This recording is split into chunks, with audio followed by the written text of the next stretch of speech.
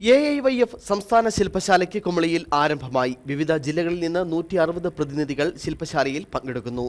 എഐവൈഎഫ് ദേശീയ പ്രസിഡന്റ് സുഖ്ജീന്ദർ മഹേശ്വരി ശില്പശാല ഉദ്ഘാടനം ചെയ്തു.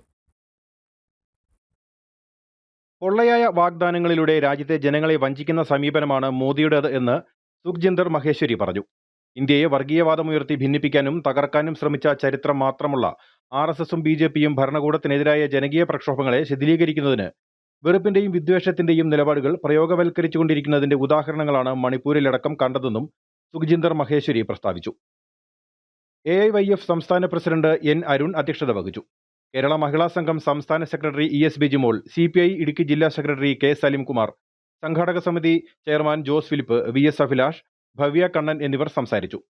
സംഘാടക സമിതി കൺവീനർ VK ബാബുക്കുട്ടി സ്വാഗതവും എഐവൈഎഫ് ജില്ലാ സെക്രട്ടറി അഡ്വക്കേറ്റ് KJ ജോയ്സ് നന്ദിയും പറഞ്ഞു.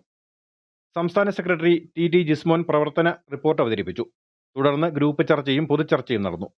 വൈകിട്ട് കല, സാഹിത്യം, സംസ്കാരം, യുവത്വം എന്ന വിഷയത്തിൽ സംഘടിപ്പിച്ച സാംസ്കാരിക സംവാദത്തിന് കുരീപ്പുഴ ശ്രീകുമാർ നേതൃത്വം നൽകി. തുടർന്ന് ഓപ്പൺ ഫോറവും കലാപരിപാടികളും അരങ്ങേറി. K. Shah Jahan ലീഡറും S. Anuja, KV Rajeesh എന്നിവർ ഡെപ്യൂട്ടി ലീഡർമാരും RS ജയൻ പ്രമേയ കമ്മിറ്റി കൺവീനറും ആദർശ് കൃഷ്ണ മിനിറ്റ്സ് കൺവീനറുമായുള്ള കമ്മിറ്റിയാണ് ശില്പശാല നിയന്ത്രിച്ചത്.